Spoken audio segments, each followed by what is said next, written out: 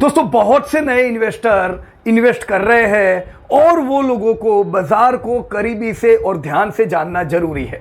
तो आज का ये वीडियो, आज का ये डिस्कशन दोस्तों उन लोगों के काम का है जो लोग जानना चाहते हैं स्टॉक मार्केट क्या है, इससे मैं क्या उम्मीद करूं, मुझे इन्वेस्टमेंट से क्या फायदे हो सकते हैं, मेरे इन्वेस्टमेंट में बीच में क्या क्या कठिनाइयां आएगी, उन कठिनाइयों से मैं कैसे बाहर निकलूं, बिजनेसेस को मैं कैसे समझूं, कैसे बुरे समय से भी मैं निकल सकूं और अच्छे समय का दोस्तों फायदा उठा सकूं। दोस्तों ये जानने के लिए हमें सबसे पहले समझना होगा स्टॉक मार्केट क्या है। हम शेयर बाजार में जब दोस्तों निवेश करते हैं, हम जनरली कहते हैं हम एक एसेट बना रहे हैं। तो एसेट तो बहुत सी है दोस्तों, मैंने गोल्ड में भी निवेश किया हुआ है, मैंने एफडी में भी निवेश किया हुआ है, मैंने शेयर बाजार में भी निवेश किया है। मैं अलग अलग एसेट से क्या उम्मीद करूं दोस्तों? मैं ढगलों ऑफ गोल्ड के ऊपर बैठा हो सकता हूं, पर मैं गोल्ड के ढगलों पे बैठ के मैं उम्मीद क्या करूंगा?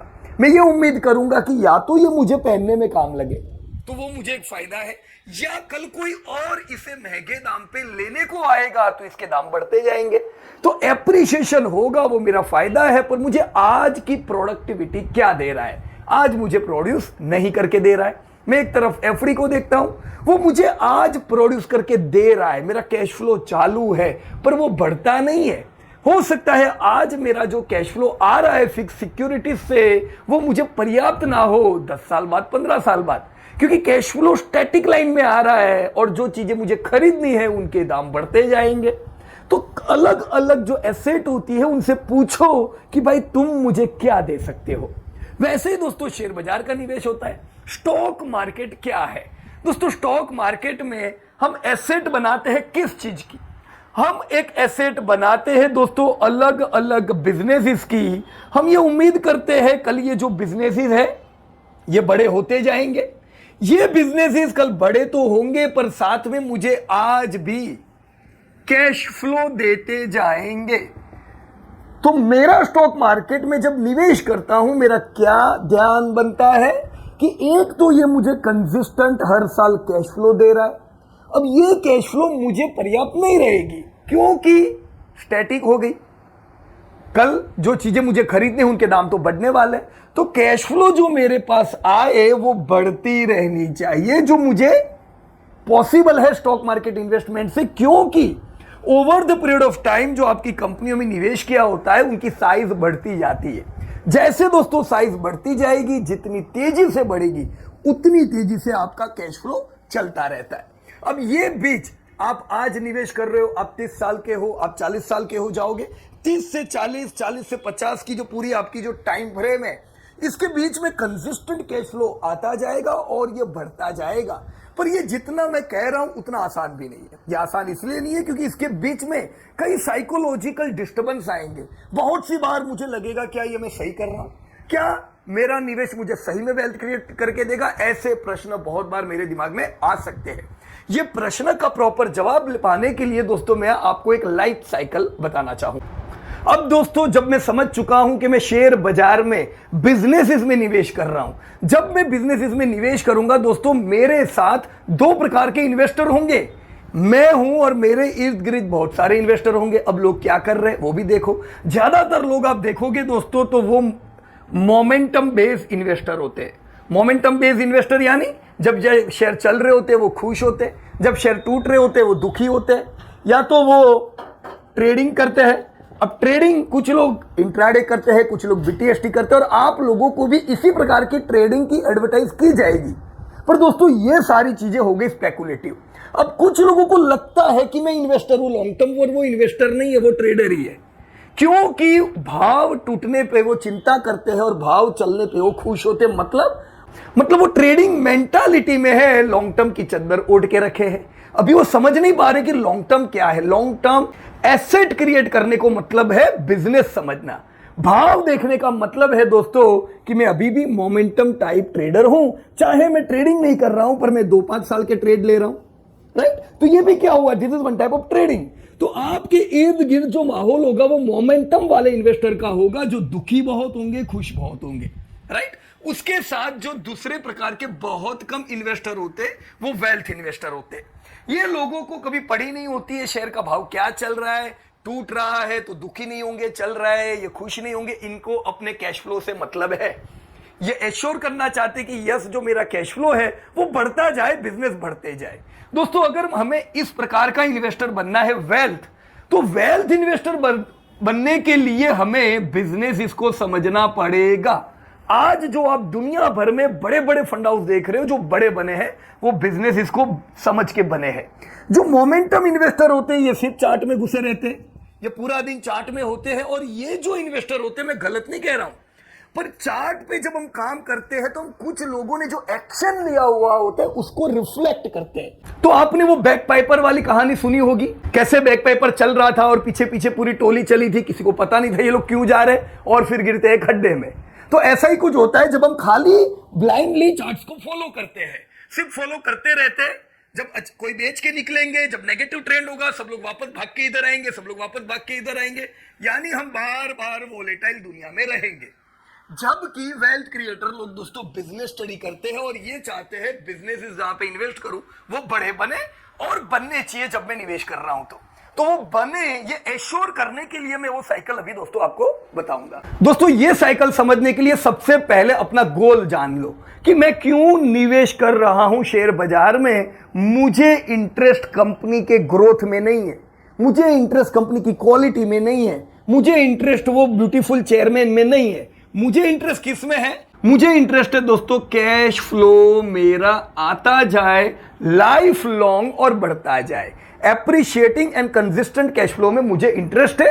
ये पाने के लिए दोस्तों, ये पाने के लिए मुझे दो महत्व की चीज पे ध्यान रखना पड़ता है, और वो दो चीजें हैं दोस्तों। एक है सेल्स, क्या है दोस्तों? सेल्स, कंपनी का रेवेन्यू, और दूसरा है दोस्तों टाइम फ्रेम, जो समय में लगा रहा हूं। दोस्तों आप जो कंपनियों में निवेश करोगे वो कंपनियों में ये दोनों चीज कैसे देखने की उसकी मैं बात करूंगा दोस्तों, राइट। जनरली अलग अलग प्रकार की कंपनियां होती है दोस्तों। सबसे पहले स्टेज की जो कंपनियां होती है, जैसे कई कंपनियां होती है जो एक दूसरे का धंधा देख के बिजनेसेस करती है, तो वो दूसरों के बिजनेस देख के वो भी धंधे में आए हैं, राइट। पर जब दोस्तों दूसरों को देख के बिजनेस में जो कंपनियां आई है, वो कंपनियों में और जो ओरिजिनल कंपनी है उसमें ह्यूज डिफरेंस रहेगा। दोस्तों समझने के लिए मैं आपको जीरो से समझाता हूं। दोस्तों कई इंडस्ट्रीज ऐसी होती है जिनकी स्थापना हुई होती है, जीरो से टर्नओवर वहां पे चालू होता है। This is just an idea. तो ये आइडिया है, अभी जरूरी नहीं है ये आइडिया सुपर हिट होगी। दोस्तों ऐसे स्टेज 1 कंपनियां होती है, आजकल हम इनको स्टार्टअप्स कहते हैं स्टार्टअप। तो अगर ये स्टार्टअप है जो आइडिया से शुरू हुए हैं, जिनके टर्नओवर नहीं है, तो एक जमाने में जो आईटी इंडस्ट्री थी वो भी यहां से गुजर रही थी, वो भी एक स्टार्टअप थी। आपकी प्राइवेट बैंकिंग भी एक स्टार्टअप थी। रेस्टोरेंट इंडस्ट्री की नींव भारत में 1995 में रखी गई, उससे 20-25 साल तक वो भी स्टार्टअप हुए। अलग अलग सेक्टर की कंपनियां देखोगे, आपको पता चलेगा वो कौन सा बिजनेस है जिसको हम स्टार्टअप नाम दे सकते हैं। ये जो कंपनियां होती है इनका ग्रोथ जबरदस्त हो रहा होता है। क्यों? क्योंकि जीरो है, ये कम पेनेट्रेटेड है, अभी लोगों तक पहुंचे नहीं है, अभी नई नई आइडिया है, लोगों ने यूज नहीं किया है प्रोडक्ट। ऐसी कंपनियों में दोस्तों ग्रोथ धमाकेदार होना है। आप ग्रोथ यहां पे मैं टिक कर रहा हूं, 25% प्लस का ग्रोथ इधर उम्मीद करोगे। तो जो भी स्टार्टअप कंपनीज होती है, न्यू आइडियाज वाले सेक्टर्स होते हैं, वो सारे सेक्टर में ग्रोथ कैसा आएगा? जबरदस्त। दोस्तों ये सारी जो कंपनियां होती है इनकी प्रॉफिटेबिलिटी कितनी उम्मीद करेंगे? हमें यह भी तो पता रहे कि मैं किससे क्या उम्मीद करूं। दोस्तों जो स्टार्टअप इमर्जिंग सेक्टर होते हैं, ऐसी कंपनियों की प्रॉफिटेबिलिटी बिल्कुल लो होती है। ज्यादातर इंडस्ट्री, ज्यादातर कंपनी कैश बर्न कर रही होती है, राइट। वो ग्रोथ फेज पे होते हैं, कैश बर्न कर रहे होते हैं, आपको प्रॉफिट उम्मीद भी नहीं रखनी चाहिए। दोस्तों ये कंपनी री इन्वेस्ट कर रही होती है। री इन्वेस्ट मतलब आप बोलो डिविडेंड लाओ, कहां से देंगे? We are burning the profits. तो ये कंपनी के पास तो जो धंधा आता है वो उसे वापस री इन्वेस्ट कर देते हैं। तो री इन्वेस्टमेंट की साइकिल होती है, और यहां पे कैश फ्लो जिसको हम देख रहे हैं हमारा नील होता है। इनफैक्ट ऐसा हो सकता है कि कंपनी कुछ कुछ समय पे ऑफर लेके आए कि भी और पैसा चाहिए, पैसा डालो, तो ये कंपनियां क्या ऑफर लेके आएगी? नई नई ऑफर लेके आएगी कि पैसा डालना है। अब दोस्तों यहां पे कौन सी कंपनियां हैं, ध्यान से देखो जरा, सोचो। हम क्या जोमेटो को, नाइको को, नाइका को, ये सबको यहां गिन सकते हैं कि नहीं? यहां पे आप बोलो प्रॉफिट नहीं करते हो दोस्त, चलेगा? वो नहीं करेंगे प्रॉफिट। वो क्या करेंगे? उनका काम है अभी जबरदस्त ग्रोथ करना, आपका काम है इसको समझना।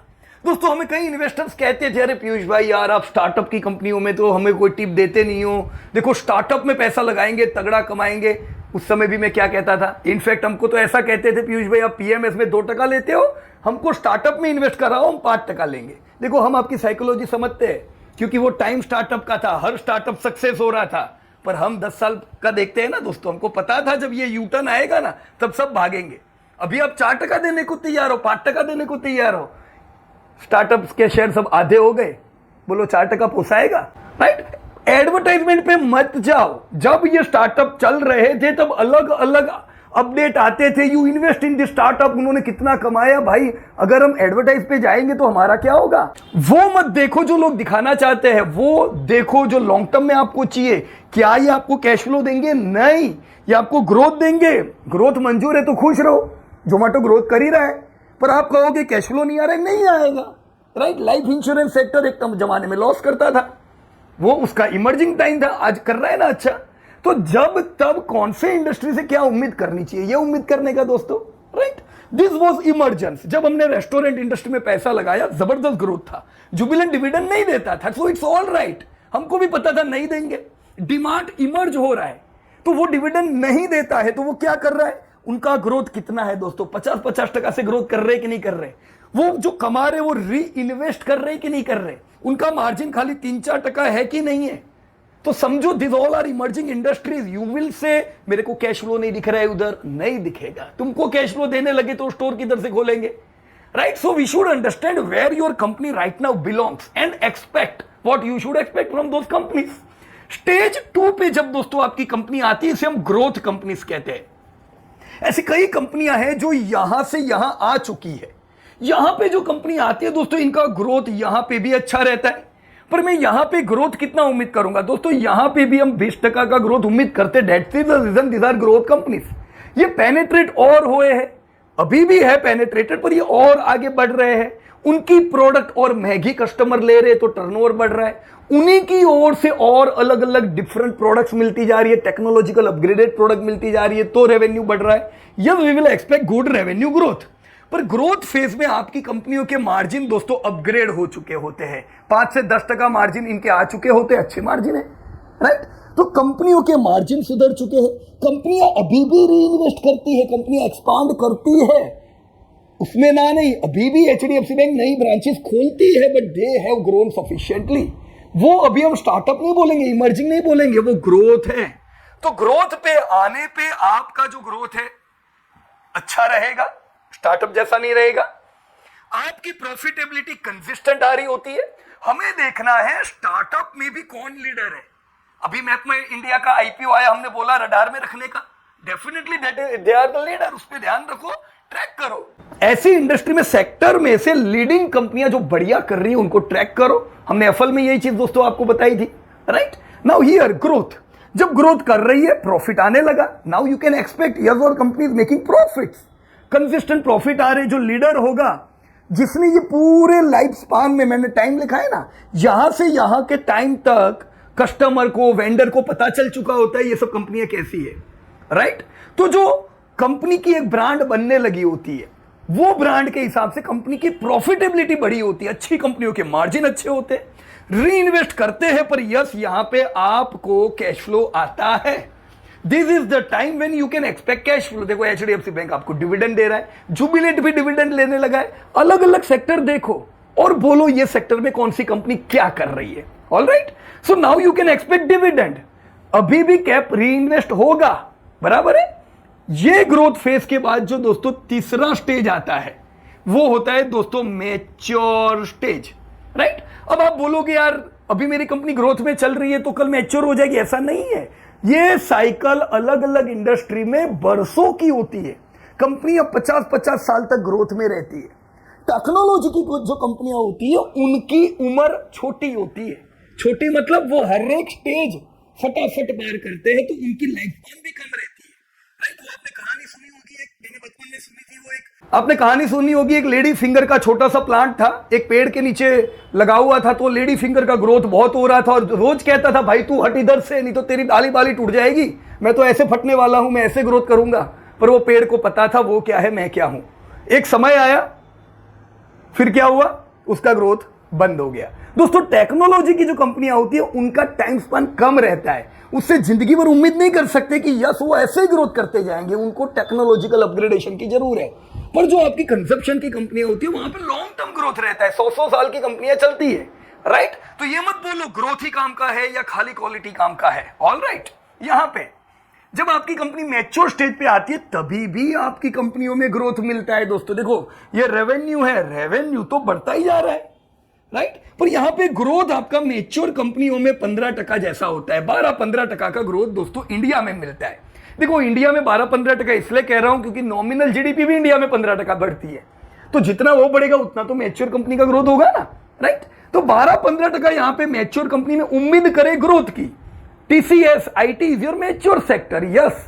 इसीलिए मैच्योर कंपनियों की प्रॉफिटेबिलिटी एकदम बढ़िया होती है, इनके मार्जिन एकदम बढ़िया हो चुके हैं, राइट।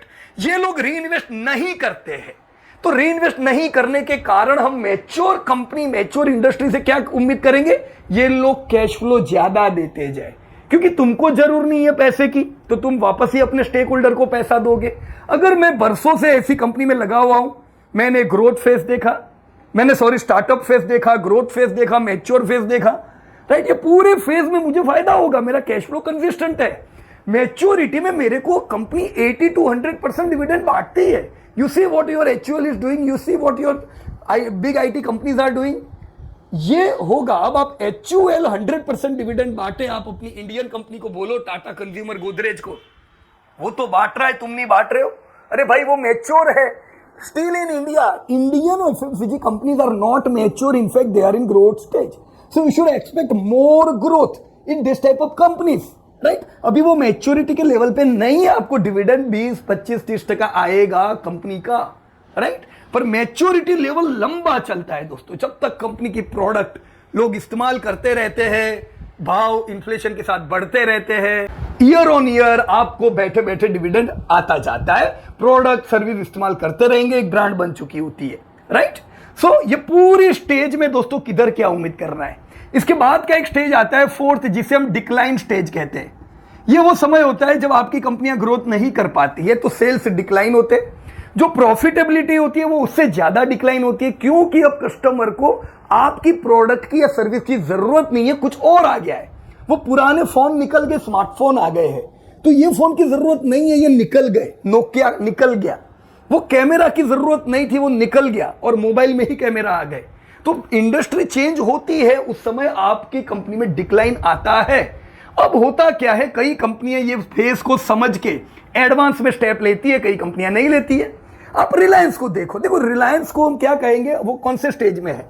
रिलायंस एक मैच्योर स्टेज पे है उनके ओरिजिनल बिजनेस में, ऑयल एंड गैस में। इनफैक्ट ऑयल एंड गैस की कंपनियां मैच्योर से डिक्लाइन फेज पे भी जा रही है, उनकी प्रॉफिटेबिलिटी बढ़ती नहीं है। तो यही हमने रिलायंस में 2017 तक कुछ देखने लगे थे हम लोग कि भाई रिलायंस का ग्रोथ इतना अच्छा होता नहीं था। पर फिर रिलायंस ने क्या किया, उसने मैच्योर कंपनी होने के साथ ग्रोइंग और स्टार्टअप बिजनेस इस पे ध्यान दिए, और जो कंपनियों में उन्होंने निवेश किया, रिलायंस रिटेल, जियो, वो ग्रोथ में आने के बाद उनका भी आप देखो ग्रोथ हो गया। तो रिलायंस का एक पोर्शन आप कहोगे मैच्योर से डिक्लाइन के फेस में है, तो दूसरा पोर्शन स्ट्रॉन्ग ग्रोथ में है, इसलिए रिलायंस आपको अभी भी यंग नजर आता है, ग्रोथ तगड़ा मिलता है। तो रिलायंस में दोनों गुण हुए, मैच्योर के गुण आपको डिविडेंड दे रहे, ग्रोथ के गुण आपको धंधा बढ़ाने में काम लग रहे। देखो टाटा ने क्या किया, वो खाली स्टील में रहते तो वो मैच्योर फेज से निकल रहे होते, पर उन्होंने क्या किया, आईटी में आए, अलग अलग इंडस्ट्री में आए दोस्तों, और उसमें आने के बाद क्या हुआ, ट्रेंड, राइट, ये सब इंडस्ट्री में आने के बाद उनका भी ग्रोथ हुआ। तो अभी उनकी ग्रोथ इंडस्ट्रीज मैच्योर इंडस्ट्री से बड़ी बन गई है। तो जो इंडस्ट्री कर रही है वो इन्वेस्टर को, हम सबको इंडिविजुअली समझना चाहिए। मैं चाहूंगा जो नए इन्वेस्टर है दोस्तों, वो बिजनेस को समझ के इन्वेस्ट करे, लिस्ट बनाए, मेरे को आने वाले 10-15 साल 20 साल में कमाने ही वाला हूं मेरे नौकरी धंधे में, तो मैं मेरे पैसे को किधर लगाऊं तो मुझे ग्रोथ मिले, मुझे कंसिस्टेंट कैश फ्लो मिले। ऑल राइट, ये समझ पाएंगे। दोस्तों जब आप ये पूरी साइकिल से निकल रहे होते हो, आपको कैश फ्लो तो दोस्तों चालू ही रहता है, पर इधर आने के बाद आपका कैश फ्लो काफी बढ़ जाता है, बढ़ता है कि नहीं बढ़ता है, राइट। पर ये सारे फेज से तैयार रहो दोस्तों। इसमें आपकी जो कंपनियां होती है इसमें भी बुरे और अच्छे फेज आएंगे। ये मैंने एक नॉर्मल ब्लैंक फेज बताया। अब इसके साथ जब समय बीतता जाएगा, बहुत सी बार इकोनॉमी अच्छे शेप में होगी, धंधों को बहुत बढ़ाएगी, प्रॉफिट को बहुत बढ़ाएगी। कभी इकोनॉमी दोस्तों बुरे शेप में होगी तो आपकी कंपनियां बुरी भी तो होगी, इसके लिए प्रिपेयर रहो। जब हम लोग दोस्तों ग्रोथ फेज में, हम लोग एशियन पेंट में जैसे निवेश करते थे, वो जबरदस्त ग्रोथ करता था, वो आज भी ग्रोथ कर रहा है। Today also we can say it's in the between of growth and mature stage. वो डिविडेंड भी अच्छा दे रहा है, ग्रोथ भी तगड़ा करता है। अब ये कभी कभार ग्रोथ कम हुआ तो एशियन पेंट नहीं चलता था, टूट रहा था, तो क्या हमको निकल जाना चाहिए? मोमेंटम इन्वेस्टर क्या करते हैं, भाग जाते हैं। वो ये लॉन्ग नहीं देखते कि अभी एशियन पेंट की जस्ट शुरुआत हुई है इंडिया में, अभी तो इंडिया में अर्बनाइजेशन चालू नहीं हुआ, एशियन पेंट कहां से चल गया, राइट। कजारिया कहां से चल गया, आपकी हेवल्स वोल्टास कहां से चल गए। इन सबकी अभी लाइफ साइकिल की शुरुआत हुई है ग्रोथ फेज में, अभी आपको लंबी कहानी देखनी है। लेबोरेटरी की कंपनी आपकी डॉक्टर लाल पथलैब, राइट। अब ये सारी जो कंपनियां हैं इसमें आप इकोनॉमिकल उतार चढ़ाव देखोगे। आप आने वाले समय में दो चीज देखोगे, इकोनॉमिकल उतार चढ़ाव और सिस्टमैटिक एंड अनसिस्टमैटिक रिस्क, ये दोनों देखोगे। होगा क्या दोस्तों, बहुत बार आपकी कंपनी का ग्रोथ कम हो जाएगा, आपकी कंपनी के कभी रॉ मटेरियल के दाम बढ़ने से प्रॉफिट कम हो जाएंगे तो साइकिल चलती जाएगी। बहुत बार टूटेगी कंपनी, आपके लेने के बाद आधी होगी, पर जब जब आधी होगी आप सोचोगे I should exit from this company. दोस्तों ये एग्जिट प्लान कंपनियों में तब तक नहीं होता है जब तक कंपनी बुरी नहीं होती है। खाली भाव गिरने से एग्जिट प्लान आ जाना चाहिए। अगर ऐसा होता तो ब्रिटानिया हमने 100 रुपए पे बेच दिए होते, पेज हमने 1000 रुपए पे बेच दिया होता। एग्जिट जरूरी है, पर एग्जिट ये समय पे जरूरी है या कभी कंपनी में प्रॉब्लम ऐसे आए कि अब कंपनी बढ़ नहीं पाएगी। अगर आपको लगता है ये जो जुबिलेंट फूड के रेस्टोरेंट नहीं चलने वाले, लालपत के लेबोरेटरी नहीं ग्रो करेंगे, टीसीएस टूटा हुआ है, उनका आईटी चौपट हो जाएगा, एचडीएफसी बैंक नहीं चल रहा है, बैंक बर्बाद हो जाएगी, you should have exit plan. ऐसा है क्या ये सब में? No, then why you are worrying about exit plan? ऐसा नहीं है हम एग्जिट प्लान में विश्वास नहीं करते, हम विश्वास करते हैं, पर जब हमारा एग्जिट हो तो वो ऐसा एग्जिट हो कि उसके बाद वो शेयर चलेगा नहीं, राइट। हर आधा होने पे, हर 25% टूटने पे एग्जिट प्लान बनाएंगे, हो चुका हमारा लॉन्ग टर्म, फिर तो हम मोमेंटम इन्वेस्टर है। दुनिया के साथ चल रहे, भाव गिरा तो टूटे ना, भाव चले तो दौड़ेंगे, ऐसा थोड़ी ना होगा दोस्तों, राइट। आने वाले टाइम में अभी जो सिनेरियो है मैं बता दूं आपको, एएमसी कंपनीज सेल्स बिगड़े हुए उनके, सेबी के क्लॉज के कारण, बाजार नहीं चल रहे हैं उनके कारण, तो AMCs are not growing. Your laboratory, pharma की जो भी कंपनियां हैं, दवाई की होगी, लेबोरेटरी की होगी, they are not growing because पिछले साल इनका हाई ग्रोथ था।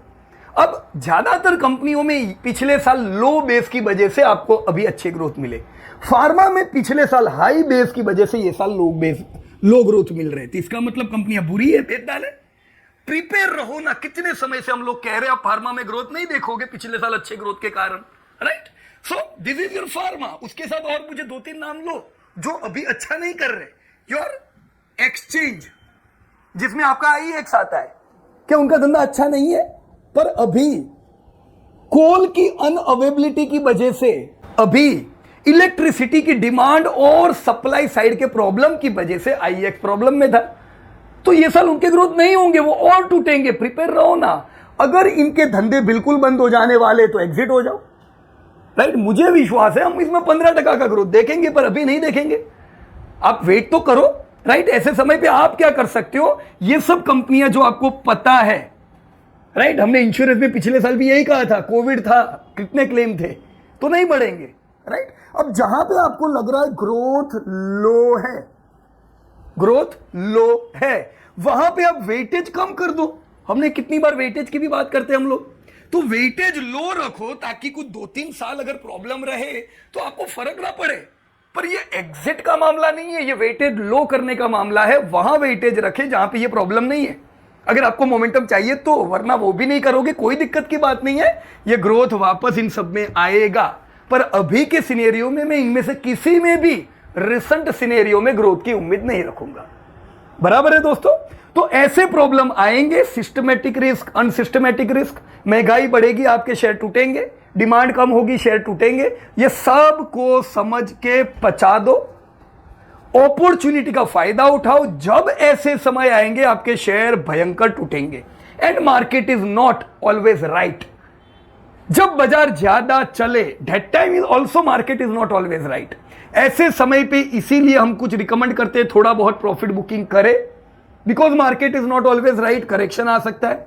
जब जबरदस्त शेयर टूटे हुए, again we say market is not always right, accumulation mode पे आ जाओ, ताकि जब मार्केट वापस राइट हो जाए आप इसका फायदा उठा सको। तो लॉन्ग टर्म के लिए दोस्तों अब हम सब लोग क्या करें, लिस्ट बना दो, अलग अलग कंपनियों का कौन से मोड पे है। क्या नेस्ले मैच्योर है तो मैं नेस्ले में इन्वेस्ट करूंगा, ग्रोथ मिलेगा? नहीं मिलेगा। कंपनियों जान लो, कोई कंपनी बोलो और सोचो वो कौन से स्टेज पे है। फिर ये करने के बाद 10-15 साल लिख लो, ये आधी होगी, इकोनॉमिक प्रॉब्लम आएंगे, ये सब मंजूर है। कंपनी चोरी चमारी करेगी वो मंजूर नहीं है, कंपनी कॉर्पोरेट गवर्नेंस को तोड़ेगी वो मंजूर नहीं है, इंडस्ट्री डैमेज होगी वो मंजूर नहीं है। लॉन्ग टर्म प्रॉब्लम आएंगे डेफिनेटली, हमें समझना है कैश फ्लो नहीं आएगा अपने पास। शॉर्ट टर्म प्रॉब्लम आएंगे, समझ लो कैश फ्लो आएगा।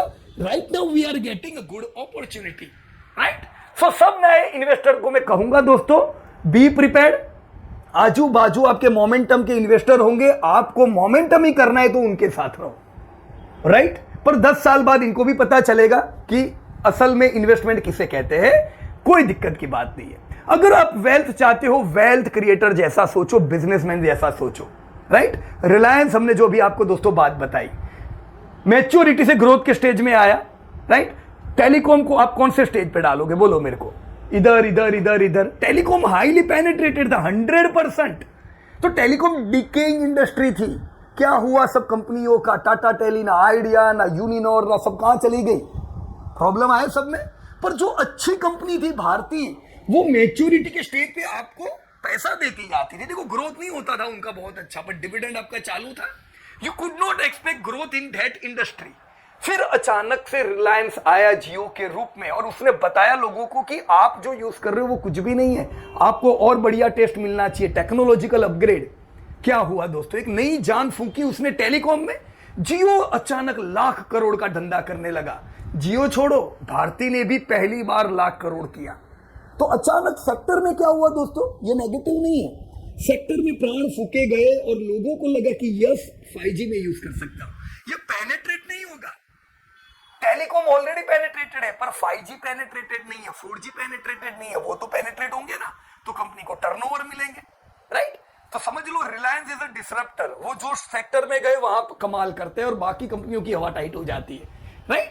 अलग अलग कंपनियां देखो, अलग अलग सेक्टर देखो, किधर ग्रोथ मिलेगा 15% का, उसमें कौन है तगड़ा खिलाड़ी, उसके साथ रहो और प्रिपेयर रहो फॉल्स के लिए। मैंने पास्ट में कई अलग अलग एग्जिट प्लान बनाए। मैं सीखा एक जगह से 8% शेयर गिरे ना भाग जाने का, बरसों तक किया। यस मैं भाग गया और मेरे हाथ से बहुत सी कंपनी गई। अल्ट्राटेक, अगर मैं यही प्लान पे कंटिन्यू रहता, मेरे पास आज नहीं होती जो 1000 रुपए की है। What can we do? अलग अलग एग्जिट प्लान कहने वाले लोग होते हैं, ये वो होते हैं जो मोमेंटम बोल्स होते हैं। अगर उनके साथ जाओगे दोस्तों, पैसा नहीं बनने वाला है। रियल एग्जिट प्लान बिजनेसेस में होते हैं, कंपनियों में नहीं, और बिजनेसेस बिजनेस से चलते हैं, भाव से नहीं।